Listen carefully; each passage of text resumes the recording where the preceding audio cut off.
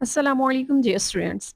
Welcome back to your channel. Today we are going to discuss about the polar and non-polar covalent bond.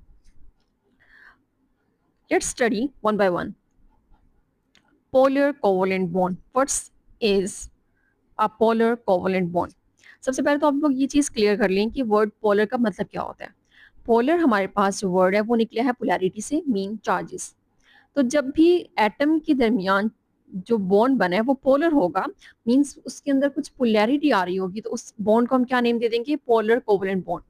अब जो polarity है, ये जो charge है, charge का ऑलरेडी हम पढ़ चुके हैं ना, कैटाइंस और एनाइंस, प्लस चार्ज या माइनस चार्ज होता है. और हम ये बात भी पढ़ चुके हैं, जो प्लस चार्जेस और नेगेटिव चार्जेस वाला बॉन्ड होता है उसको तो हम आयनिक बॉन्ड कहते हैं. But now we are studying about the covalent bond, and that is basically about the mutual sharing. Then why the covalent bond is called polar covalent bond? So actually, the charges which is present in the polar covalent bond are not the full charge.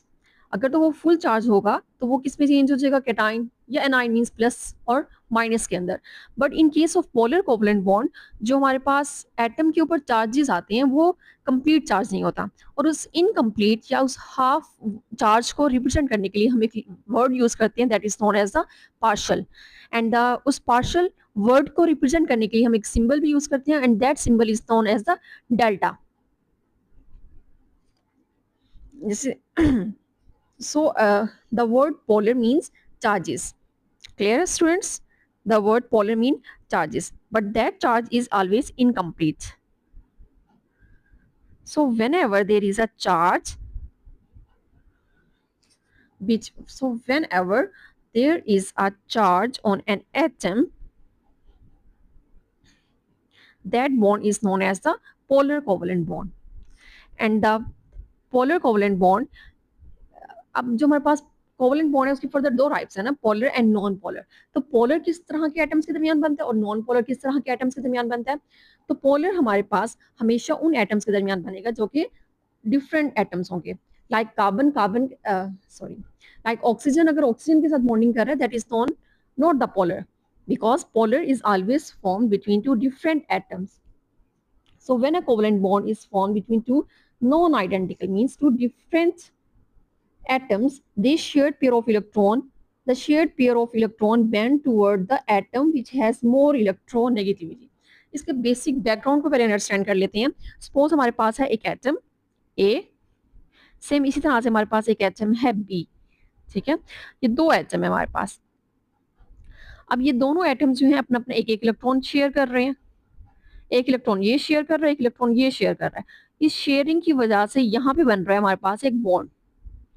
अब इस bond को हम कब कहेंगे कि ये polar है और कब कहेंगे कि ये नॉन पोलर है? तो इसकी पहली जो आइडेंटिफिकेशन है वो ये है कि ये हमेशा नॉन आइडेंटिकल एटम्स के दरमियान बनेगा. मींस कि ये जो दोनों एटम्स हैं ये हमेशा डिफरेंट होंगे. अब जब ये डिफरेंट होंगे तो इनके दरमियान जो चार्जेस का की शेयरिंग हो रही है वो इक्वली नहीं होगी. ठीक है, जैसे हम कोवलेंट बॉन्ड के अंदर पढ़ के आए कि वो म्यूचुअल शेयरिंग होती है ना, but in case of polar that sharing is not equally. Means के ना तो ये 50% दे रहा होगा, इसकी भी 50% नहीं होगी, इसकी भी 50% नहीं होगी. हो सकता है कि इसकी लेस देन 50 हो या उसकी ग्रेटर देन 50 हो, तो इनकी जो शेयरिंग है ना वो 50% नहीं होती है.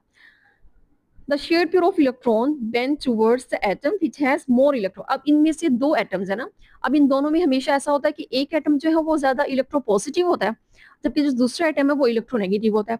इलेक्ट्रोनेगेटिव को समझने के इस तरह का एटम है जो कि ज्यादा पावर रखता है, जो ज्यादा स्ट्रॉन्ग है. ज्यादा स्ट्रॉन्ग होने की वजह से वो क्या करता है कि इस बॉन्ड को अपनी तरफ खींच लेता है. जब वो बॉन्ड को अपनी तरफ खींचता है तो ज्यादा बॉन्ड उसकी तरफ चला जाता है, और ज्यादा इलेक्ट्रॉनिक क्लाउड जो है वो भी उस एटम की तरफ चला जाता है जो कि ज्यादा इलेक्ट्रोनेगेटिव होता है. अब क्योंकि ज्यादा इलेक्ट्रॉन नेगेटिव चार्ज ज्यादा उसकी तरफ जा रहा है, तो इस वजह से इसके ऊपर क्या साइन आ जाता है? नेगेटिव का. और जबकि जाहिर सी बात है जब इसके ऊपर नेगेटिव है तो ऑपोजिट एटम के ऊपर क्या साइन आ जाता है? पॉजिटिव का. बट अभी हमने बताया कि हमारे पास जो ये वाले चार्जेस होते हैं, जो पोलर कोवलेंट बॉन्ड के ऊपर चार्जेस होते हैं, वो कंप्लीट नहीं होते, वो हाफ होते हैं, इनकम्प्लीट होते हैं. तो उसके लिए हमने क्या वर्ड यूज किया था? Partial positive. सो ये हमारे पास जो चार्ज होगा ये पार्शियल पॉजिटिव होगा, और सेम इसी तरह से ये पार्शियल नेगेटिव होगा. अब इस पार्शियलिटी को रिप्रेजेंट करने के लिए हम एक सिंबल यूज करते हैं, that is known as delta. कुछ इस तरह का सिंबल होता है जो कि यहाँ रिप्रेजेंट किया गया. इसको इस तरह से रिप्रेजेंट करते हैं।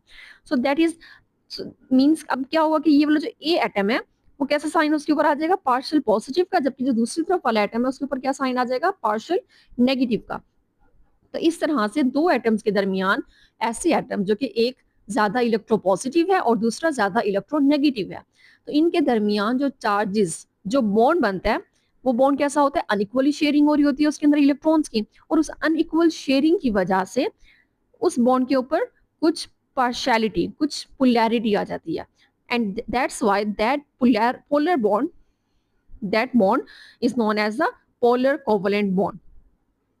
As a result, a partial negative charge, अब देखें क्या हो रहा है कि एक partial negative charge जो है वो क्रिएट हो जाएगा, जैसे कि हमने अभी यहाँ रिप्रेजेंट किया बी एटम के ऊपर, is created on the more electronegative atom. अब वो वाला एटम जो कि ज्यादा इलेक्ट्रोनेगेटिव होगा, and in the same way an unequal partial positive charge is created on the less electronegative atom. अब जाहिर सी बात है जब एक ज्यादा इलेक्ट्रोनेगेटिव है तो दूसरा उसके केस में क्या हो जाएगा, लेस इलेक्ट्रोनेगेटिव, या फिर उसको इलेक्ट्रोपॉजिटिव एटम कहेंगे, and in this way the bond formed is known as the polar covalent bond.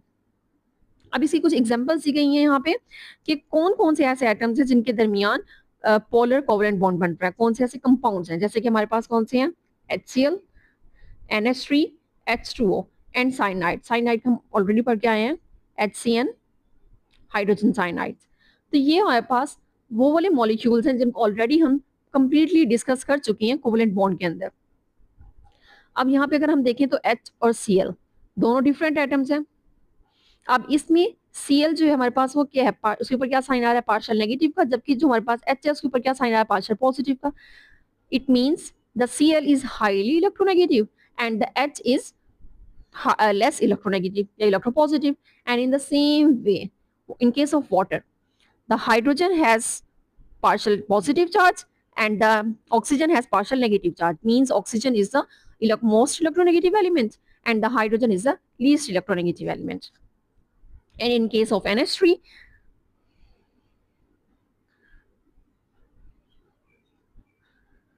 the nitrogen is more electronegative and the hydrogen are least electronegative. While in case of hydrogen cyanide, the nitrogen is most electronegative element and the carbon hydrogen is the least electronegative element. So let's move to the next point, that is the non-polar covalent bond. अब यहीं से clear है, ऐसा bond जिसके ऊपर कोई भी polar, जो पोलर ना हो, ठीक है, a bond that is non polar means इसके ऊपर अब कोई भी चार्ज नहीं आ रहा। अब कोई भी चार्ज नहीं आ रहा, इट मींस कि दोनों एटम्स जो हैं उनके दरमियान जो बॉन्डिंग हो रही है शेयरिंग की वजह से। अब वो शेयरिंग कैसी है, इक्वली, कि बोथ द एटम्स जो हैं वो इक्वली शेयर कर रहे हैं, मींस 50-50 दोनों एटम्स अपने इलेक्ट्रॉन्स जो हैं वो डोनेट कर रहे हैं, शेयर कर रहे हैं। शेयरिंग की वजह से उनके दरमियान अब जो बॉन्ड बन रहा है वो बिल्कुल नॉन पोलर बन रहा है। और अब पोलर जो था वो किसके दरमियान बन रहा था, नॉन आइडेंटिकल एटम्स के दरमियान, and in the same way जो हमारे पास नॉन पोलर है वो किसके दरमियान बनता है, आइडेंटिकल एटम्स के दरमियान। When a covalent bond is formed between two identical atoms, अब दोनों ही एक जैसे एटम्स होंगे तो क्या होगा, the shared pair of electron lies at the middle of the two bonded atoms, कि अब जो शेयर पेयर इलेक्ट्रॉन्स ये दो एटम्स के दरमियान, अब हमारे पास जो दोनों एटम्स हैं जो कि शेयरिंग कर रहे हैं वो दोनों के दोनों एक जैसे हैं, सेम होने की वजह से दोनों एक जैसे इलेक्ट्रॉन शेयर कर रहे हैं, क्योंकि दोनों सेम है, दोनों की स्ट्रेंथ एक जैसी है, दोनों की इलेक्ट्रोनेगेटिविटी, इलेक्ट्रोपॉजिटिविटी की बात करें तो वो बिल्कुल सेम है। सेम होने की वजह से वो इलेक्ट्रॉन्स को इक्वली शेयर कर रहे हैं, और जो ये बॉन्ड है वो दोनों के दरमियान इक्वली है, इक्वली मिड में है, कि जितना ए के पास है और जितना उतना ही दूसरे ए के पास है। तो इस तरह से हमारे इस केस में जो बॉन्ड बनेगा वो कैसा होगा, non polar covalent bond. Examples हमारे पास हैं H2, O2, N2 and Cl2। अब ये भी वो सारे एग्जाम्पल्स, ये वही एग्जाम्पल्स हैं जिनको ऑलरेडी हम कोवलेंट बॉन्ड के अंदर डिस्कस कर चुके हैं। अब क्योंकि ये सेम एटम्स के दरमियान बन रही है, that's why it is known as the non polar covalent bond. इसको अंडरस्टैंड करने के लिए हमारे पास एक गेम है जिसको कहा जाता है टग ऑफ वॉर। अब इस टग ऑफ वॉर का ये मिड पॉइंट है, this point is the mid point. अब यही पॉइंट डिसाइड करता है कि कौन सी टीम विन करेगी। अगर तो यही मिड पॉइंट जो है मिड पॉइंट से यहाँ चला जाता है, इट मीन्स कि ये वाली जो साइड है वो ज्यादा स्ट्रॉन्ग है और उसने उस पूरे बॉन्ड को अपनी तरफ खींच लिया। अब इसको आप यूं अंडरस्टैंड कर सकते हैं कि ये जो दरमियान में लाइन है, ये जो लाइन है जो रस्सी है ये रिप्रेजेंट कर रही है हमारे पास बॉन्ड को, और ये जो टीम है, team A and team B, team A and team B. अब अगर ऐसा हो कि टीम ए में भी सारे पतले पतले हैं और टीम बी में भी सारे पतले पतले हैं, अगर सारे ही वीक हैं, या सपोज कर लेते हैं कि सारे हेल्दी हैं, अगर सारे ही हेल्दी हैं, उस साइड टीम वाले भी हेल्दी हैं और उस टीम वाले भी हेल्दी हैं, तो क्या वो रस्सी को डिफरेंट वे में खींच सकेंगे? मीन जितनी स्ट्रेंथ ए साइड पे है उतनी ही स्ट्रेंथ बी साइड पे है, तो क्या होगा कि रस्सी का जो मिड पॉइंट है वो तो मिड में ही रहेगा, ना रस्सी ए की तरफ जा रही है और ना ही रस्सी बी की तरफ जा रही है। अब इस केस के अंदर के जो वो मिड पॉइंट है वो तो बिल्कुल मिड में ही रह रहा है कि रस्सी जो है वो इक्वली शेयर हो रही है दोनों टीम के अंदर, ए के अंदर भी और बी के अंदर भी। अब जब रस्सी इक्वली शेयर हो रही है और कोई भी टीम जो है वो विन नहीं कर पा रही है, इट मींस कि इसके केस के अंदर अब क्या हो रहा है कि दोनों टीम्स ए एंड बी जो है वो इक्वली इक्वली रस्सी को खींच रही हैं, इक्वली स्ट्रेंथ के साथ वो खींच रही हैं। तो इस केस में हमारे पास किस टाइप का बॉन्ड बनेगा? Non polar. ठीक है, इस केस में बॉन्डिंग जो होगी वो कौन सी हो रही है? नॉन पोलर, कि दोनों इक्वली शेयरिंग कर रहे हैं और इक्वली स्ट्रेंथ लगा रहे हैं, और इनके दरमियान जो बॉन्ड है, जो रस्सी है, वो इक्वली शेयर हुई हुई है।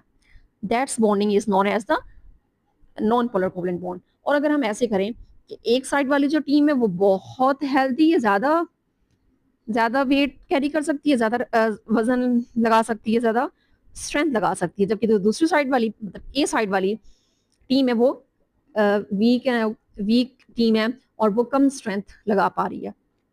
तो क्या होगा कि ये जो बी टीम है वो इस रस्सी को अपनी तरफ खींच लेगी। जब वो रस्सी को अपनी तरफ खींचेगी तो क्या होगा कि वो विन कर जाएंगे, और इस तरह से वो बॉन्ड को ज्यादा अपनी तरफ खींच रहे हैं। अब ये वाले जो एटम जो बॉन्ड को अपनी तरफ ज्यादा खींच रहे हैं, वो वाले एटम्स को हम क्या कहते हैं? Electronegative atoms. इट मीन्स कि अब बी जो है वो ज्यादा स्ट्रॉन्ग टीम है। स्ट्रॉन्ग टीम मीन्स वो ज्यादा इलेक्ट्रोनेगेटिव है। ज्यादा इलेक्ट्रोनेगेटिव होने की वजह से वो इलेक्ट्रॉन्स को, इलेक्ट्रोनेगेटिविटी को यूं भी आप अंडरस्टैंड कर सकते हैं कि जो इलेक्ट्रोनेगेटिव एटम्स होते हैं ना, वो इलेक्ट्रॉन लवर होते हैं, वो इलेक्ट्रॉन को अपनी तरफ खींचने की प्रॉपर्टी रखते हैं, वो अट्रैक्ट करते हैं इलेक्ट्रॉन्स को अपनी तरफ। अब क्योंकि ये वाली बी टीम जो है वो इलेक्ट्रोनेगेटिव है, तो इलेक्ट्रोनेगेटिव होने की वजह से वो ये वाला बॉन्ड, अब इस बॉन्ड के अंदर दो इलेक्ट्रॉन्स होते हैं ना, तो ये क्या करेंगे, बी टीम क्या करेगी, तब बी साइड क्या है, वो अपने उन इलेक्ट्रॉन्स को, दोनों इलेक्ट्रॉन्स को ज्यादा अपनी तरफ पुल कर लेगी। अब जब वो ज्यादा अपनी तरफ पुल करेगी तो जाहिर सी बात है ज्यादा इलेक्ट्रॉन्स का क्लाउड तो उसकी तरफ आ गया ना, इलेक्ट्रॉन का क्लाउड जब उसकी तरफ आया तो उसके ऊपर पार्शियल नेगेटिव का चार्ज आ गया, जबकि जो हमारे पास ए टीम है, अब उस साइड के ऊपर इलेक्ट्रॉनिक क्लाउड कम हो चुका है। इलेक्ट्रॉनिक क्लाउड मतलब इलेक्ट्रॉन्स कम हो चुके हैं, वो दो इलेक्ट्रॉन्स जो कि बॉन्ड बना रहे थे अब वो कुछ कम हो गए हैं। कम हो जाने की वजह से अब हमारे पास जो ए टीम है वो वीक टीम भी होने हो गई और वो लेस इलेक्ट्रोनेगेटिव हो गई। लेस इलेक्ट्रोनेगेटिव होने की वजह से इसके ऊपर क्या साइन आ जाएगा? पार्शियल पॉजिटिव का, और जबकि ये वाली साइड के ऊपर क्या साइन जाएगा? पार्शियल नेगेटिव का। और इस केस में हमारे पास जो बॉन्ड होगा वो क्या कहलाएगा? Polar covalent bond. ये था हमारा आज का टॉपिक, जिसमें हमने बेसिकली देखा कि पोलर कोवलेंट बॉन्ड क्या होता है और नॉन पोलर कोवलेंट बॉन्ड क्या होता है। अब ये है तो किसकी टाइप? कोवलेंट बॉन्ड की है, लेकिन इसमें क्या आता है कि थोड़ा सा पोलैरिटी की बात आ जाती है। अब पोलैरिटी, क्योंकि थोड़ी सी पोलैरिटी की बात आ रही है तो इसलिए हम वर्ड यूज करते हैं पार्शियल, पार्शियल पॉजिटिव या पार्शियल नेगेटिव। और मेन चीज इसमें क्या आ रही है? इलेक्ट्रोनेगेटिविटी की। कौन सा एटम ज्यादा इलेक्ट्रोनेगेटिव होगा वो इलेक्ट्रॉन को अपनी तरफ पुल करेगा। अब जब इलेक्ट्रॉन को अपनी तरफ पुल करेगा तो वहां पे चार्जेस, वहां पे पोलैरिटी क्रिएट होगी, और जहां पोलैरिटी होगी इट मींस कि वहां पोलर की बात हो रही है, तो वो वाला बॉन्ड हमारे पास पोलर हो जाएगा। जबकि जो दूसरा बॉन्ड होगा जहाँ पे पोलैरिटी नहीं आ रही होगी, जहाँ पे इक्वली शेयरिंग हो रही होगी, वो हो जाएगा नॉन पोलर कोवलेंट बॉन्ड। ये था हमारा आज का टॉपिक। अगर इस टॉपिक के अंदर आपको कोई भी कंफ्यूजन है, बहुत से students polar and non polar को मिक्सअप कर देते हैं। बहुत ही सिंपल है, पोलर हमेशा नॉन आइडेंटिकल के दरमियान, जबकि नॉन पोलर आइडेंटिकल आइटम्स के दरमियान होता है। बस आपने याद रखना है पोलैरिटी को। और इसके अलावा भी अगर कोई भी कंफ्यूजन आपको होती है तो आप कमेंट सेक्शन के अंदर पूछ सकती हैं। Thanks for watching, kindly subscribe and press the bell icon button to get more updates. That's all, thank you.